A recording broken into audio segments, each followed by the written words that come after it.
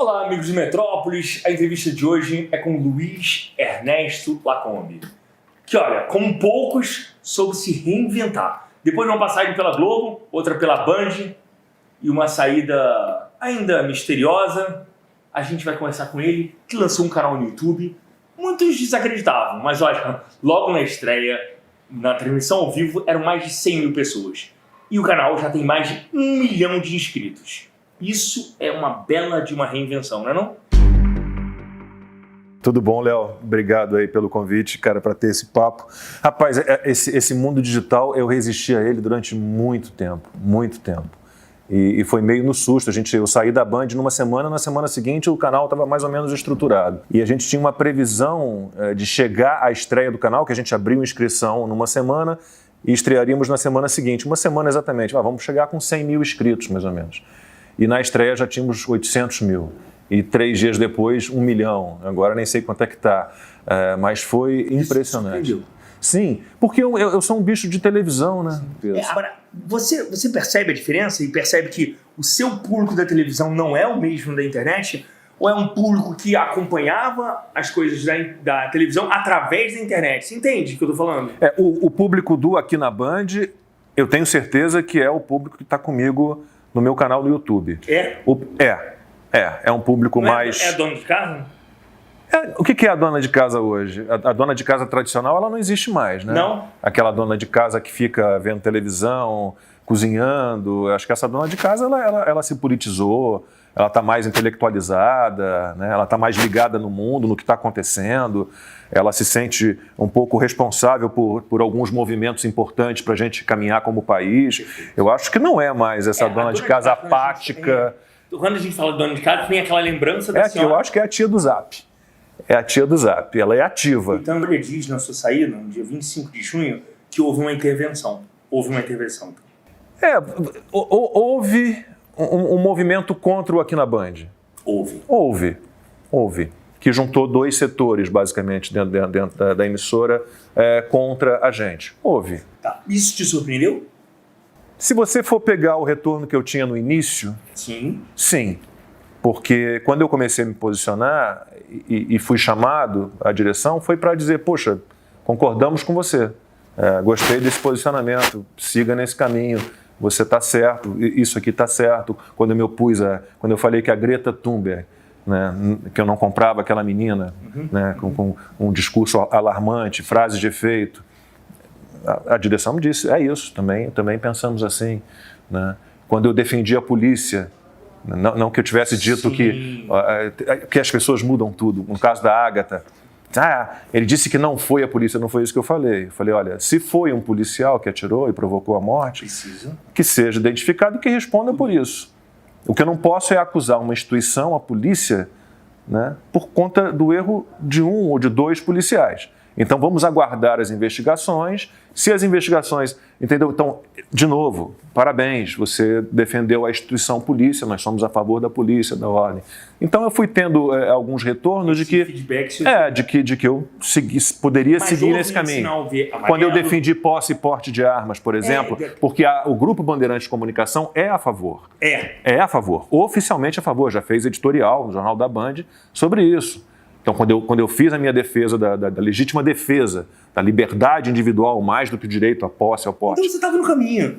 Estava, mas em algum momento... Quer dizer, pisou na bola? Eu não pisei na bola. Para eles. Se criou uma conspiração, um movimento contra a gente. E eu sou muito grato a Bandeirantes em 2 momentos da minha carreira. Porque eu queria fazer letras. Eu fui fazer jornalismo porque o meu pai não me deixou fazer letras. Disse, se você quer escrever, vá fazer jornalismo. E eu sempre pensei na faculdade de jornalismo em fazer impresso. Na época não tinha internet, então era revista e jornal, era o meu sonho. Mas, incentivado por um professor, eu fui me inscrever na seleção de estágio para a TV Bandeirantes do Rio. E passei, tinha uma vaga e eu fui o selecionado. Então eu sou grato a Bandeirantes, porque eu só fui para a televisão graças a essa oportunidade que eu tive como estagiário lá em 88, na Bandeirantes do Rio. E eu sou muito grato a Bandeirantes, porque se você parar para pensar, Léo, o que eu era com 20 anos de Globo, eu não tive o reconhecimento que eu tenho hoje. Eu entrei na Bandeirantes para fazer o Aqui na Band, eu tinha 60 e poucos mil seguidores no Instagram, por exemplo. Eu estou chegando a 1.200.000 agora. Eu saio aqui para caminhar, e a gente foi para o restaurante agora, 3, 4 pessoas param para falar comigo, me dar apoio, sabe, dizer, estamos com você, continua assim. 20 anos de Globo eu não tive isso. Eu tenho hoje críticas profundas e pesadas contra o jornalismo que a Globo faz.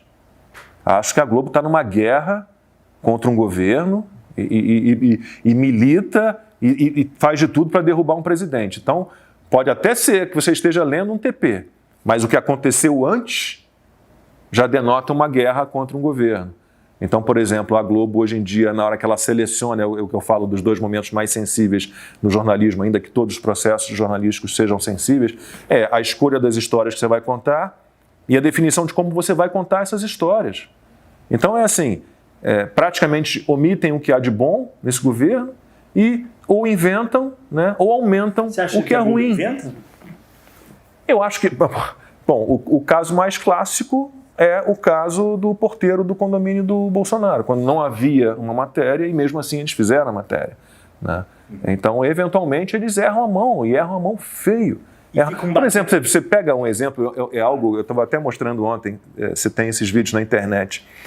Quando houve a divulgação daquela reunião ministerial do dia 22 de abril, né, o Jornal Nacional, o William Bonner chama uma sonora, como a gente chama, um trecho de entrevista do Bolsonaro, fala assim, e durante a reunião, o presidente Jair Bolsonaro disse que pediu ao ministro Sérgio Moro que fosse blindado. E aí vai rodar o trecho da entrevista e o Bolsonaro pede o contrário.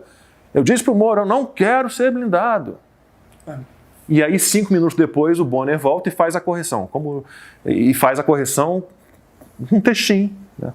Erramos, como vimos na palavra do próprio presidente, ele pediu para não ser blindado. Está feita a correção. Nesse mesmo dia, 4 horas depois, o Jornal da Globo comete o mesmo erro. O mesmo erro. Chama esse trecho dessa entrevista do Bolsonaro dizendo pediu que fosse blindado.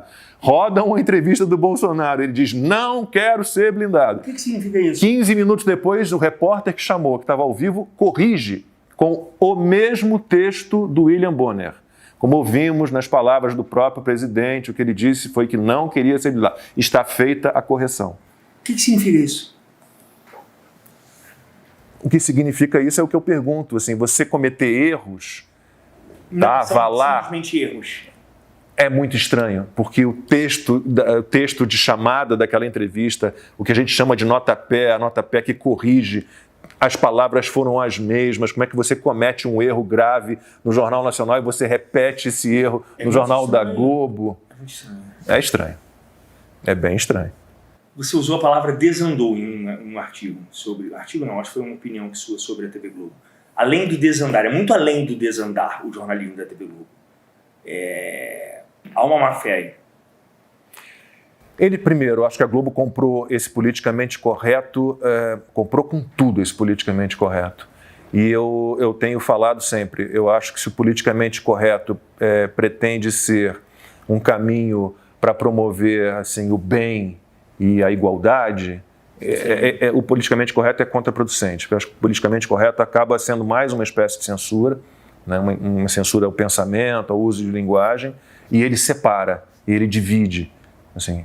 Então a Globo comprou esse politicamente correto, não sei, como grandes empresas compram, né? Com um discurso que eu acho um discurso humanitário, emocional, mas vazio, né? Sem fundamento, né? Para conquistar um público que eu não sei também muito bem qual é, mas perde a maior parte do público. Esse politicamente correto é nefasto. Então você tem uma emissora que briga contra o governo, isso é claro, ninguém pode negar, e uma emissora que aposta todas as suas fichas no progressismo, né? Que para mim prega um mundo irreal. Você não acha que as outras emissoras, a Record, o SBT, são, ao contrário da Globo, são emissoras a favor do governo? Eu acho o seguinte, de uma polarização? Eu defendo um jornalismo isento, mas posicionado. Você pode ser isento e ser posicionado. Entendi. Você não tem que ser militante. Tá. Eu posso dizer, eu sou... Eu acho que, eventualmente, eles vão para o outro lado. Né? O outro lado militante. Então eles sim, eles podem ir para um outro lado. Então, vamos lá. Se a Globo ela omite o que é bom e aumenta e inventa o que é ruim, é possível que outras, né, inventem ou aumentem o que é bom e omitam o que é ruim. Sim. Pode ser que haja. Agora, pelo que eu tenho visto, não é bem assim. Por quanto você voltaria para a Globo? Por quanto? A Globo jamais ia me pedir para voltar. Não, nenhum dia faria. Mas você, pelo menos você. Eu seria infeliz lá, Léo. Ah, seria? Seria. Eu vejo pelos meus amigos, que eu achava que eram amigos, né, que me seguem no Instagram, assim. É uma redação completamente diferente da maneira pela qual eu penso. Assim. Você não é bolsonarista? Bolsonarista seria o quê? Seria defender tudo que o Bolsonaro faz? Não. Então, ele queria o Fundeb, eu sou contra o Fundeb. Não, mas... Por exemplo, aí eu não sei qual é o dedo que tem do Bolsonaro nisso, mas eu sou totalmente a favor da Lava Jato e tal Augusto Aras numa guerra contra a Lava Jato. Então, acho que se eu fosse bolsonarista... Você se define como que, Lacombe? Eu sou um liberal, né? Inicialmente um liberal, eu quero menos Estado, acho que a gente tem Estado demais, o Estado atrapalha muito, tira as nossas liberdades, não nos dá benefícios em troca, eu acho que precisamos, eu não sou como os meus filhos que são libertários e acham que não tem que ter Estado algum, eu acho que isso é a barbárie, eu não sou, né, nesse nível, mas eu acho que o Estado mínimo, um Estado que cuida... Né? Mas eu conheço libertários bem mais velhos que eles, que se mantêm libertários. Mas eu sou isso, eu sou um cara que defende menos Estado, capital privado, eu torço pelas reformas estruturantes, pelo capital privado investindo no país. Eu sou um conservador, eu acho que a gente tem valores e princípios que têm que continuar adiante, que não podem ser esquecidos, mas aí o conservador ele tem também a preocupação de melhorar o que não funciona, ele não quer permitir que algo que não funciona tão bem seja substituído por algo pior, certamente pior. Então eu sou isso, né? Eu não sou um cego, o bolsonarista, quem é partidário, quem tem político de estimação, defende tudo, perde o senso crítico. Durante os anos do governo do Partido dos Trabalhadores, a gente sabe que a imprensa recebeu recursos governamentais, né? O que fez com que ela se tornasse a favor daquele governo. E quando entrou o Bolsonaro, tudo mudou e muita coisa mudou, né? A gente viu uma imprensa que perdeu muito da sua força por causa da perda desses financiamentos. Você vê isso? Você vê uma imprensa esquerdista hoje no país ou não? Você vê uma imprensa com igualdade? Alexandre Garcia que fala muito bem sobre isso, né? Bom, eu sempre convivi com jornalistas de esquerda, na grande maioria. Assim, isso começa na faculdade.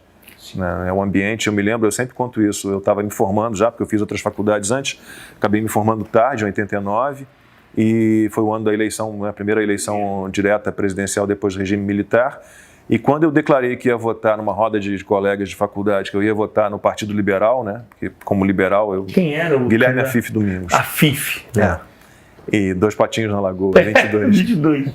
Nossa, você precisava ver a crise que eu gerei na faculdade, né? Foi uma pressão Então você não acha que não tem nada a ver com o financiamento, com o dinheiro governamental? Não, eu acho que a gente vive hoje um momento mais delicado da história da imprensa brasileira. Porque ainda que você tivesse, desde que eu me entendo por gente, jornalistas de viés mais à esquerda, eu acho que a gente teve, durante muito tempo, uma imprensa no Brasil mais equilibrada. Mas, para usar de novo o verbo que você citou, deu uma desandada. E o caso que você cita do dinheiro do PT em blogs, em revistas... Pequenos blogs, né? Sim, o mais emblemático talvez seja o da Carta Capital, né? Você tem trechos da Carta Capital antes do dinheiro do PT em que a Carta Capital desce a lenha no Lula. Bêbado, ignorante, né? E por aí vai. Não lê, não se informa, não sabe de nada, né? E aí você pega a Carta Capital já com 70% da receita publicitária dela bancada por empresas estatais, bancadas pelo governo, e aí o Lula vira o santo dos santos, né? O mito, o herói salvador. Mas a gente também viu também vários blogs que eram a favor do Bolsonaro, do governo Bolsonaro, ou então do Jair Bolsonaro, antes da eleição, e quando veio a eleição e veio a posse, e não vieram nenhum tipo de agrado e de financiamento, voltaram-se contra. Você viu também isso? Percebe-se isso? Confesso que esse movimento eu não vejo. O que eu vejo é quem se volta contra o governo federal, se volta contra o governo federal num comportamento quase de um partido político derrotado nas eleições. Eu não vejo um interesse financeiro. Talvez haja, obviamente, né? A gente não vai ter os veículos tradicionais esperneando só por ideologia. Claro que não. Então, obviamente, né, money talks, o dinheiro é que fala. Mas eu não tenho como provar isso, né? O governo te chamou? Eu cheguei a conversar com eles muito informalmente. Né? Mas... Qual era a intenção deles? Foi um projeto ligado à cultura. Né, ligado à cultura. Não te interessou por quê? Me interessou emocionalmente. Emocionalmente? Porque era algo... Eu não posso falar, eu não tenho autorização. Mas você não é bolsonarista, então? Não, porque eu não quero me meter com o serviço público. Não tenho interesse. De vez em quando entra alguém no meu Instagram e fala Lacombe, deputado federal 2022, senador 2022. Nunca. Eu acho que eu não... Se eu começasse a tomar um antiácido a partir de agora, talvez eu chegasse lá em 2022 com algum estômago preparado. Eu não tenho estômago. Não, eu acho que eu sou um combatente mais necessário em outra frente. Não nessa frente parlamentar ali, num legislativo. No ramo intelectual é melhor. Meu negócio é jornalismo, né? É escrever, é falar, é me comunicar. Não é algo que passe pela minha cabeça, realmente não é. O Super Live estreou com convidados que têm uma linha parecida com a sua. O Alexandre Garcia e o Coppola, o cara que eu adoro. Ambos conservadores. Qual vai ser a linha do canal? De vez em quando me perguntam isso. Mas você, que sempre se diz um cara que é pelo diálogo, né? Um confronto do contraditório, pelo diálogo, pelo debate de ideias, você só está levando pessoas mais da sua linha. Pensam como você. E deixa eu explicar o seguinte, a gente tem uma mídia tradicional muito contaminada, né? Muito voltada para um viés, né? Politicamente correto, né? Progressismo, uma batalha contra o governo federal e, na minha opinião, uma batalha, consequentemente, contra o país. Então, eu neste momento, eu estou tentando equilibrar um pouco esse embate. Então, nesse momento inicial, a minha ideia é dar um pouquinho mais de voz a quem não tem, ou a quem tem menos voz. Então, eu tenho ouvido mais as pessoas que pensam de forma mais parecida comigo. Né? Mas, obviamente, a gente tem planos de trazer opostos. A gente tem planos de fazer isso e talvez não só na digital, talvez no projeto em TV. Se você não é dessa linha politicamente correta, você é politicamente incorreto? Eu sou correto.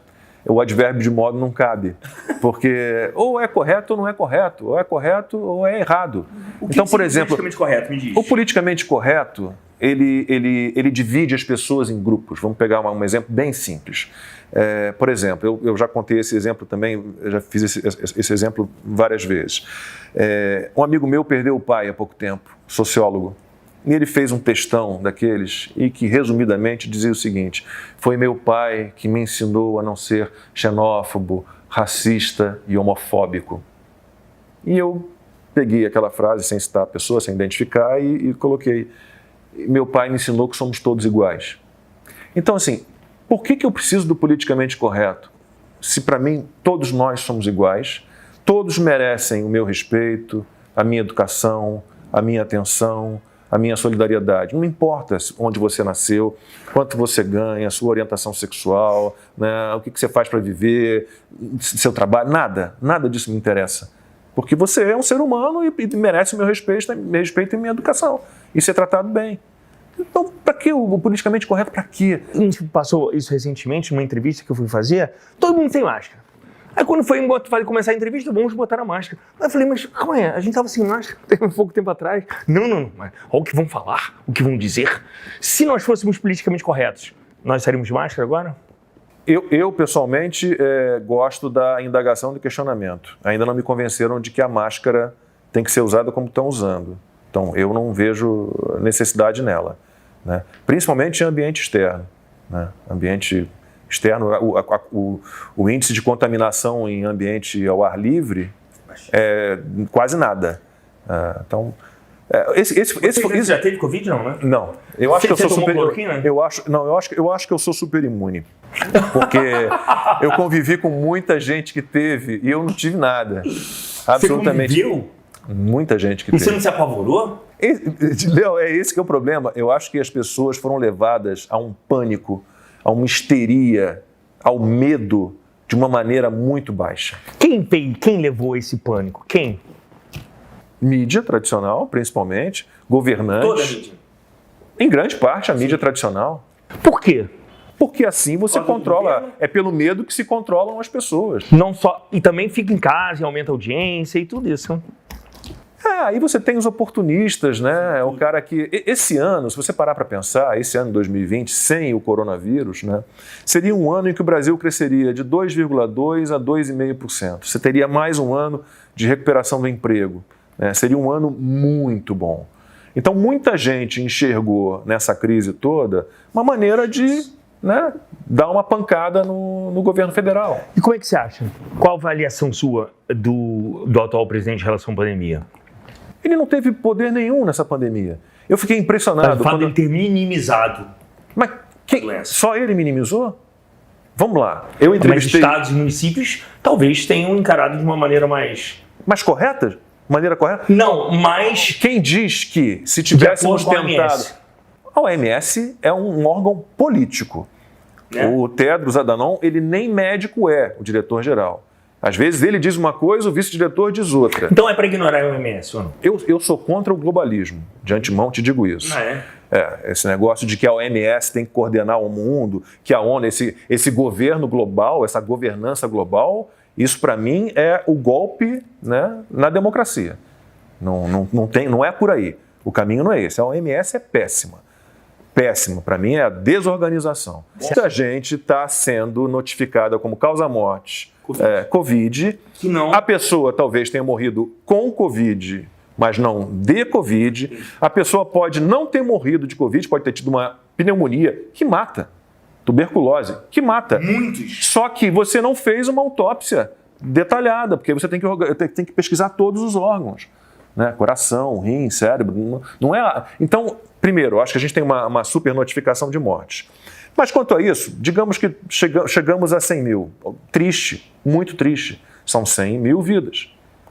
Só que o governo federal não tem absolutamente nada a ver com isso, porque o STF tirou dele todos os poderes. Todos os poderes. O que o Bolsonaro quis implementar o tempo inteiro foi isolamento vertical de grupos de risco, né? Os mais idosos, doenças pré-existentes, né? E o tratamento precoce. Conseguiu? Não conseguiu. Ele foi impedido. O poder foi para governadores e prefeitos. O que o Mandetta dizia? Só procurem um hospital quando começarem a ter falta de ar. Quando estava na falta de ar, amigo, não há hidroxicloroquina, ivermectina, nada que adiante. O quadro já está numa inflamação acentuada. Então, nesse sentido, o Mandetta é responsável. Qual é a sua crítica em relação ao atual presidente? Algumas pessoas pró-governo admitem que ele erra na fala, né? Ele erra, às vezes, na sinceridade exagerada. Você acha que ele erra? Ele é aquilo, ele é um ser autêntico, sincero, ele não mede muito as palavras, ele é reativo. Então, uma pessoa reativa é sempre, né, tá ali sempre para estourar. Se ele se sente agredido ou desrespeitado, ele vai reagir a isso. E fica um passo do erro. Agora, eu não acho que nada disso seja determinante para o sucesso ou insucesso do país. É o jeito dele. Eu não vejo muito como... Eu acho que eventualmente ele está mal assessorado. Por exemplo, o problema do ministro da Educação, o Decotelli. Como é que o Aquiabim não conseguiu levantar a ficha do cara? Sim. Né? Então, ele cai, às vezes, talvez num aparelhamento que ainda haja no governo em volta dele, em cargos em que ele não consegue mexer, porque são pessoas concursadas. Mas eu acho que ele é muito bem intencionado. Talvez o problema seja o entorno. Não, eu concordo com você. Tanto que ele tem ficado mais calado e muito mais. E tem andado melhor. Mas é o jeito dele. Eu prefiro um presidente assim do que um presidente desonesto e um presidente que dê ao Estado uma importância que ele não pode ter. Um presidente que ache que o Estado vai resolver o problema de todo mundo, que o Estado tem que ser tutor e pai de todos. Ele não pensa assim. Tem um veículo que você se recusaria a ir? Eu não trabalharia na Folha de São Paulo, por exemplo. Não trabalharia no Globo, nessa linha que eles têm hoje em dia, eu não trabalharia. Seria uma agressão. A gente teve vários exemplos agora. Seria uma agressão? Acho. Você viu a Bari Weiss, que era editora de opinião do New York Times, ela pediu demissão há pouco tempo, fez uma carta, sofria bullying. A vida numa redação com um pensamento militante muito contrário ao seu, com esse progressismo pesado, com politicamente correto pesado, seria um desgaste muito grande para mim. Quando você usa a palavra militante, tem uma conotação negativa? Sempre tem. Mas a militância pró-governo é muito forte também. Eu não vejo militância em veículo. Em que tipo de veículo? Não, não falando veículo. Militância de uma maneira geral, de pessoas. Sim, mas aí não é a imprensa militando, né? Entendi. É a diferença. Isso é um direito que as pessoas têm de militar, né, brigar por ideias que elas, Você já que foi elas militante? achem. Não, nunca fui envolvido com militância política, nunca fiz campanha para ninguém, nunca declarei voto, Nem jamais. jovem. Não. Eleição de 2022. Quem virá para opor? Você tem ideia? Você arriscaria nomes? Uma oposição ao Bolsonaro? Pelo que a gente vê, o Moro está em plena campanha, né? Você acha? Pô. Ele nas redes sociais, dizem que é a mulher dele, né, que faz as postagens, eu não sei, mas ele tem toda a pinta de que vem candidato em 2022. Ciro sempre, né, desde 1910. Luciano Huck? Nossa, sem chance. Sem chance de quê? Não acho que deva ser candidato. Por quê? Não tem a ver, não acho. Não tem a ver com o perfil dele? Ou com Não acho, o atual cenário? Não acho que tem espaço para uma pessoa como ele. Eu prefiro que ele não vá. Só para eu entender, você acha que ele não vai ser candidato ou que ele não vai ganhar? Não estou entendendo. Eu espero que ele não seja candidato e se for, que não ganhe. Não acho que alguém como ele tenha o perfil para presidir o Brasil, absolutamente. Qual o perfil do Luciano Huck? Me explica. Essa que é a questão, qual é o perfil dele? Porque ele se joga para os dois lados, ele às vezes se vende como liberal, mas ele embarca muito nesse discurso progressista, nesse discurso de agenda global, que eu acho péssimo. Eu acho que a agenda global... Ele é politicamente correto. Isso para mim não,